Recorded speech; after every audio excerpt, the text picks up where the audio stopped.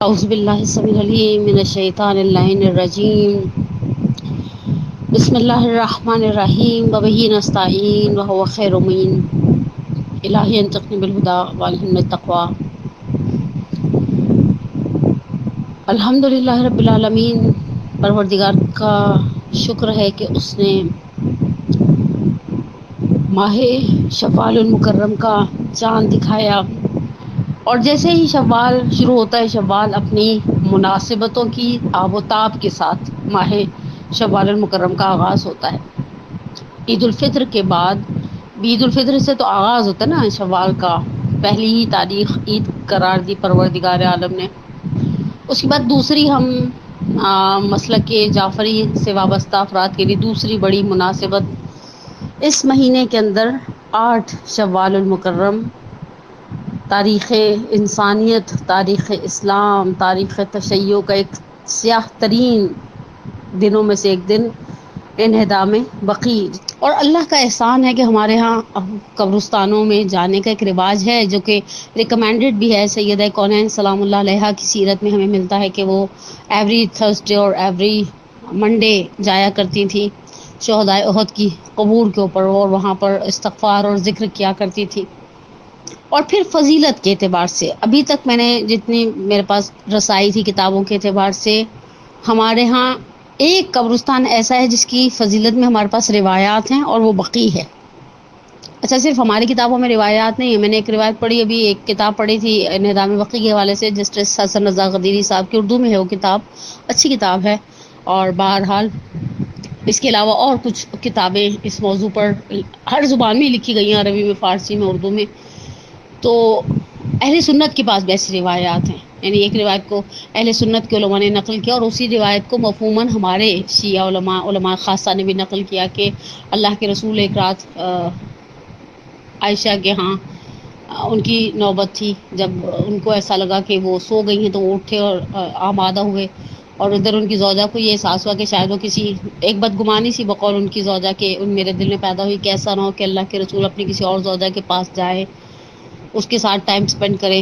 اللہ کے رسول جب تیار ہو کر نکلے تو انہوں نے، وہ بھی اٹھی، تھوڑی دیر بعد اٹھی اور تیار ہو کر ان کے پیچھے گئی، دیکھا تو اللہ کے رسول بقیع گئے ہیں، اور بقیع جا کر انہوں نے طولانی سجود کو انجام دیا، اور پھر جب ان کے عبادتیں مکمل ہوئی تو میں ان سے پہلے گھر واپس آ گئی، اور جب اللہ کے رسول آئے تو انہوں نے میرا نام لے کر کہا کہ تم جاگ رہی ہو؟ کہا جی۔ کہا تم میرے پیچھے آ رہی تھی؟ کہا جی۔ کہا کیوں؟ کہا مجھے ایسا لگا کہ آپ کسی دوسری زوجہ کے پاس جا رہے ہیں جبکہ آج میری باری ہے۔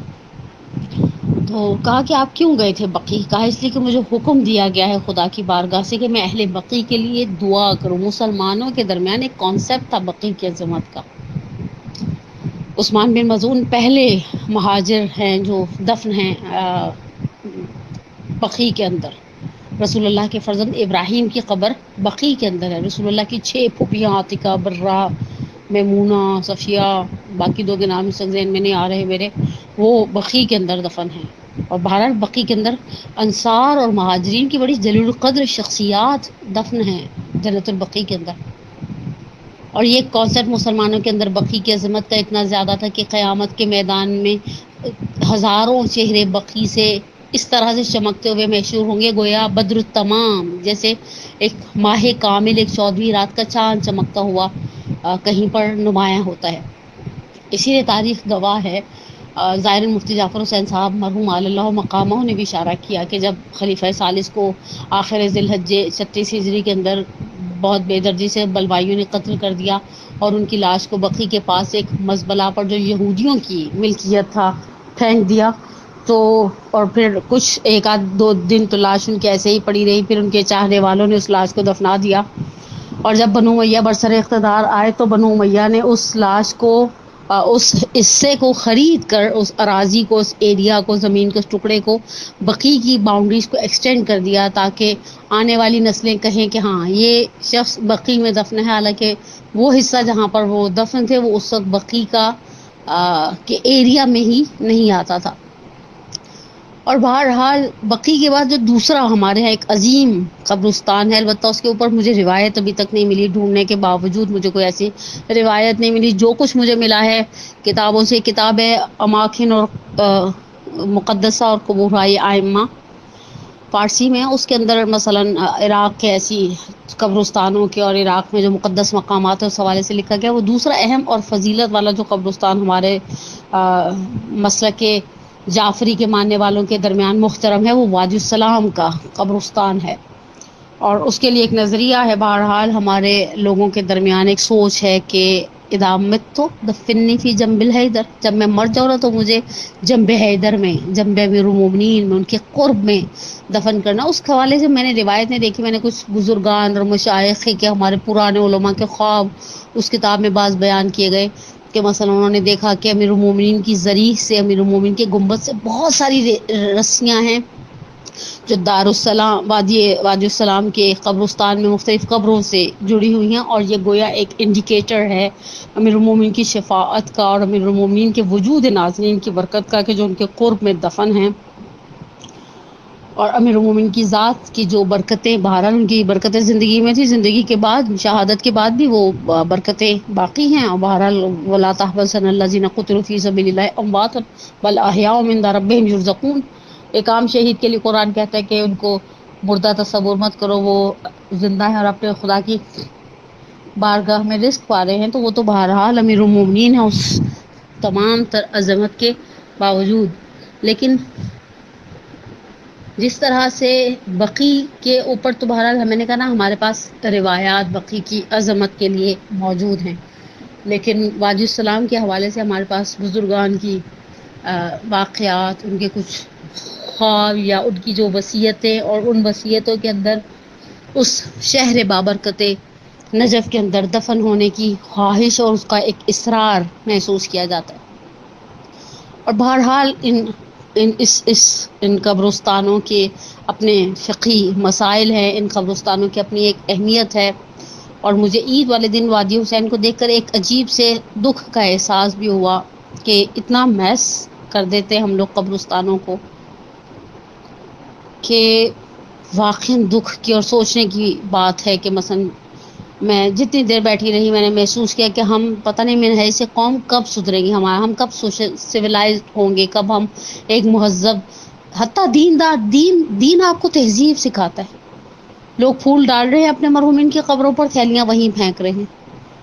جو لوگ مثلا باہر سے پانی لے کر آئے ہیں، بھئی وہ جو بوتلیں ہوتی ہیں ڈسپوزیبل 5 لیٹر والی یا دوسری، وہ بوتلیں وہیں پر آپ یہ سب اٹھا کر ڈسپوز کرنے کے لیے ایک پراپر طریقہ ہے، وہاں پر جا کر ڈسپوز کریں. آپ اس قبرستان کو صاف رہنے دیں. ہماری ارواح ہیں، ہمارے مرحومین ہیں یہاں پر. اچھے قبرستان کی فضیلت کا اندازہ آپ یہیں سے لگا لیں کہ رسول اللہ صلی اللہ علیہ وآلہ وسلم کی ایک معروف روایت ہے جسے ہمارے بزرگان نے نقل کیا کہ اپنے مردوں کو اچھا پڑوسی دو. اللہ کے رسول سے سوال کیا گیا، یا رسول اللہ اچھے پڑوسی سے کیا مراد ہے؟ آپ اپنے مردوں کو کہاں سے اچھا پڑوسی دیں؟ زندگی میں تو انسان اچھے پڑوسی چاہتا ہے نا. کہ انہیں ایسے قبرستان میں دفن کرو جہاں علماء، صلحاء، بزرگان، سعداء، نیک لوگ دفن کیے جاتے.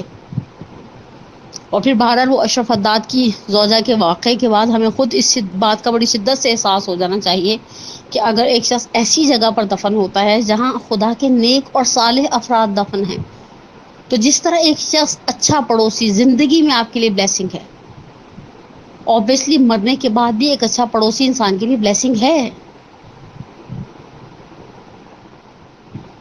اور ان قبرستانوں پر سے نہ گزرے انسان مگر یہ کہ ان اہل قبور کے لیے ہدیہ الحمد کی صورت میں، سورہ اخلاص کی صورت میں، سورہ انا انزلنا کی صورت میں، صدقے اور دعائے مغفرت کی صورت میں. حتیٰ میں نے پچھلے دن ایک فقہی مسئلہ میرے ذہن میں بہت کلبلا رہا تھا. ایک اچھا پہلو یہ تھا کہ ایک سوچ تھی والدین کی طرف سے، خصوص ہماری والدہ مرحومہ ہمیشہ کہا کرتی تھی قبرستان کے بعد سے گزرو چلو بھائی سورہ فاتحہ پڑھو. وہی چیز عادت تھی پکی ہو گئی کہ بعض اوقات وہ آپ ڈیفینس جاتے ہوئے گورا قبرستان کی طرف سے ادھرتے ہیں، وہاں پہ بھی انسان گاڑی میں احساس ہوتا ہے قبرستان ہے، چلو ایک سورہ فاتحہ پڑھ دیں. میں نے فقہی اعتبار سے میرے ذہن میں کھلبلاہٹ تھی کہ کیا ہمیں ایسے کسی دوسرے مثلا غیر شیعہ کے لیے یا کسی غیر مسلمان کے لیے اگر ہم دعائیں مغفرت کرتے ہیں تو اس کا اثر ہے یا نہیں ہے. تو مجھے جب جواب ملا بزرگان علماء کی طرف سے تو مجھے جواب سن کے خوشی ہوئی کہ ہماری دعائیں خیر، ہمارا عمل خیر ان کے عذاب میں کمی کا سبب بنتا ہے. لیکن ہم نے قبرستانوں کو ویران کر دیا، بہت دکھ کی بات ہے، ہم نے قبرستانوں کو میس اپ کر دیا، بہت افسوس کی بات ہے۔ بہرحال میرے مخاطبین سارے ایسے نہیں ہیں، بعض کمیونٹی قبرستان بہت مینٹین اور بہت صاف ستھرے اور بہت دیکھتے ہی بندے کا دل چاہتا ہے کہ حامل آخر اس نے یہیں پر آ کر سونا ہے۔ دین نے ان قبرستانوں کی ایک اہمیت رکھی تھی، ایک احترام رکھا تھا۔ سوال یہ نشان یہ ہے کہ ہم نے اس احترام کو کہاں تک باقی رکھا۔ تین کی عدد پر ہم مومنین ذرا حساس ہو جاتے ہیں۔ 5 مینرز قبرستان جانے کے۔ میں اپنے نجفی کے منڈے کلاس کے ممبرز کے لیے ایک چھوٹا سا ٹاسک رکھا ہے۔ واٹس ایپ گروپ ہے، ورنہ اس گروپ کو جو چلا رہی ہیں ایڈمنز، آپ ان کو پرسنل پر بھی رپلائی کر سکتے ہیں۔ 5 مینرز، اچھا یہ وہ مینرز نہیں ہوں گے جو میں نے بھی بتا دیے، 3-4 مینرز تو میں نے بھی باتوں باتوں کے درمیان بیان کر دیے نا، مثلا قبروں پر پانی ڈالنا چھٹے امام کی روایت کے ساتھ بیان کر دیا، قبر پر ہاتھ رکھ کر سورہ نازلہ کی تلاوت کرنا، یہ بھی میں نے گفتگو کے دوران بیان کر دیا، قبرستان میں داخل ہو کر ان پیٹنٹ جملوں کے ساتھ سلام عرض کرنا، یہ بھی میں نے بیان کر دیا، رات میں قبرستان نہ جانا، یہ بھی میں نے بیان کر دیا۔ اس کے علاوہ یہ آپ وہ کام نہ کریں، میری 4 چیزیں تو میں نے بیان کر دی، بعید نے میں نے 5 ہی بیان کر دی ہوں گفتگو کے دوران، تاکہ ہمیں احساس ہو کہ ہماری ان جگہوں سے، ہماری ابدی آرام گاہوں سے ہماری وابستگی کیا ہے۔ اور بہرحال حسن ختام گفتگو کا 8 شوال تاریخ تشیع کا وہ تکلیف دہ دن، جہاں انصار اور مہاجرین جیسی شخصیات دفن تھیں۔ ابھی میں حضرت زہرا کی قبر کے حوالے سے کچھ نہیں کہوں گی، ایک قول بقی کے اندر بھی دفن کا تو ملتا ہے نا۔ ان سے ہٹ کر ائمہ بقی کی بات کرتے ہیں ہم۔ ہمارے 4 ائمہ ہیں جو بقی میں دفن ہیں۔ ڈاکٹر ناصر رفیع اپنی ایک کتاب میں مثال دیتے ہیں، کہا مشہد کا ایک رہنے والا مومن پہلی مرتبہ حج یا عمرے کی سعادت سے فیض یاب ہوا، واپس مشہد آیا، مشہد واپس پہنچا تو گھر والوں سے مل کے امام رضا کو سلام کرنے گیا۔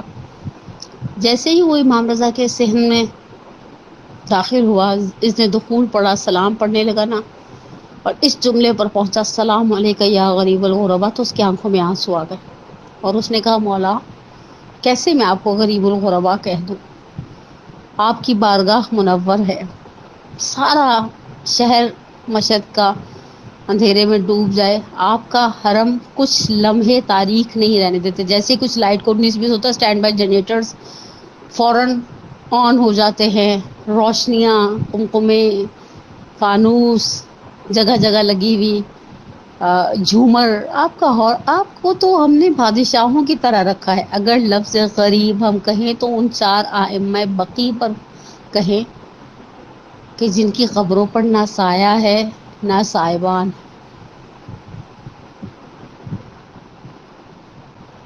جن کی قبروں پر نہ دربان کھڑے کیے گئے ہیں نہ ذریحہ مطہر ہے۔ میں صرف ایک جملہ، میں 4 ائمہ بقی کی بات نہیں کروں گی، میں صرف ایک جملہ امام حسن کے لیے کہوں، ایک جملہ مرحوم اظہر حسن زیدی کا، اور ایک جملہ کسی اور ارباب منبر میں سے کسی اور کا۔ میرا سلام ہو اس پہلے امام بقی پر، امام حسن مجتبیٰ پر، اس تنہا ترین سردار پر۔ مولا زندگی میں بھی آپ کو آپ کے چاہنے والوں نے اکیلا چھوڑ دیا، امت نے اتنے ستم ڈھائے، وہ زہر دیا کہ جب تشت یا لگن کو طلب کیا تو امام کے جگر کے ٹکڑے کٹ کٹ کے تشت میں گرے ہیں۔ زینب کربلا کے لیے تیار کی جا رہی ہیں، شہزادی آپ تشت میں جب گرتے ہوئے ٹکڑے دیکھیں گی نا تو یقینی سی بات ہے سراسیمہ ہو جائیں گی، بہن ہے جناب زینب کبریٰ، اور جیسے ہی آپ کی آنکھوں میں آنسو آئیں گے میرا دل گواہی دیتا ہے امام حسین نے آگے بڑھ کر آپ کو یقیناً سینے سے لگایا ہوگا اور دلاسا دیا ہوگا، تسلی دی ہوگی، اور آپ جب اس دکھ سے بے قرار ہوئی ہوں گی کہ بھیا حسن کے جگر کے ٹکڑے اس طرح سے کٹ کٹ کے تشت میں گر رہے ہیں، تو یقینی سی بات ہے امام حسین نے کوئی ایسے دلاسے والے جملے دیے ہوں گے کہ حوصلہ کرو، صبر کرو، شہزادی آج آپ بھائی کے جگر کے ٹکڑے تشت میں دیکھ رہی ہیں تو چاروں طرف بہن اور بھائی ہیں. حسین جیسا حامی مددگار بھائی موجود ہے جو سر پر دست شفقت رکھے، جو سینے سے لگا. لیکن جب کل حسین کی لاش کے ٹکڑے دیکھیں گی تو یہی آپ ہوں گی اور آپ کا رخ کربلا کی جانب ہوگا، مدینے کی جانب ہوگا. اور مقاتل نے ایک جملہ نقل کیا، جناب زینب کبریٰ نے نہ بابا کو آواز دی نہ ماں کو آواز دی، صرف ایک آواز دی، یا رسول اللہ یا محمد ھذا حسینک مرملا بالدماء مقطع الاعضاء مصلوب بالامامۃ والرداء. یا رسول اللہ یہ آپ کا حسین ہے جس کی لاش ٹکڑوں میں بدل گئی ہے، جس پر خون اور خاک جم گیا ہے. مصلوب بالامامۃ والرداء، میرے بھائی کے جسم پر امامہ اور ردا نہیں رہا. اور اظہر حسن زیدی صاحب کا جملہ، زینب تمہارے بھائیوں کے جنازوں میں ذرا سا تو فرق تھا، ایک بھائی کے جنازے پر تیر تھے، دوسرے بھائی کا جنازہ تیروں پر تھا. وَسَيَعْلَمُ الَّذِينَ ظَلَمُوا أَيَّ مُنقَلِبٍ يَنقَلِبُونَ. نسألك الله ونعوذ باسمك العظيم الأعظم الأجل الجليل الأكرم. اللهم إني أسألك بحق فاطمة وأبيها وبعلها وبنيها وسر المستودع فيها أن تصلي على محمد وآل محمد. پروردگارہ ہماری سب سے بڑی حاجت، سب سے بڑی عیدی تیری بارگاہ میں طلب کرتے ہیں، ہمارے امام کے ظہور میں تعجیل فرما، ہمارے ولی ہماری حجت کے ظہور کو سہل و یسیر قرار دے. پروردگارہ یہ وبا جس سے ہم کب سے پناہ طلب کر رہے ہیں، خدایا تجھے واسطہ منتقم آل محمد کا، پروردگارہ انسانیت کو، اسلام کو، اہل تشیع کو اس مصیبت سے، اس وبا سے، اس وائرس سے، اس بیماری سے نجات عطا فرما. پروردگارہ تجھے واسطہ محمد و آل محمد کا، ہمارے مرحومین کے الخصوص میں اپنے مرحوم والدین کے لیے دعا گو. پروردگارہ ان کی قبروں پر اپنی رحمت، اپنے نور، اپنی مغفرت کی بارش نازل فرما.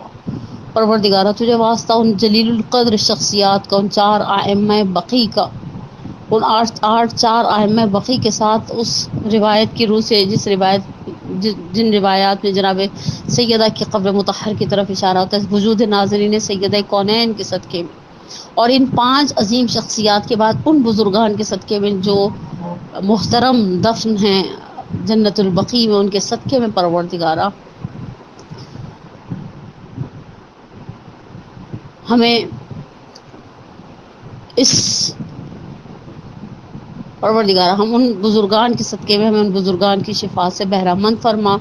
ہمارے بیماروں کو شفا عاجلہ و کاملہ عطا فرما، ہمارے پریشان حالوں کی پریشانی کو دور فرما، ہمارے مقروضوں کے قرض کو غیب سے ادا کر دے، ہمیں ہمارے والدین کے لیے، ہماری اولاد کو ہمارے لیے باقیات الصالحات میں سے قرار دے. پروردگارہ تو نے دنیا میں اچھے بہترین روشن ہوادار وسیع گھر دیے، ہماری قبروں کو بھی بہترین جنت کے باغوں میں سے بہترین باغ قرار دینا. ربنا تقبل منا انک انت السمیع العلیم برحمتک یا ارحم الراحمین.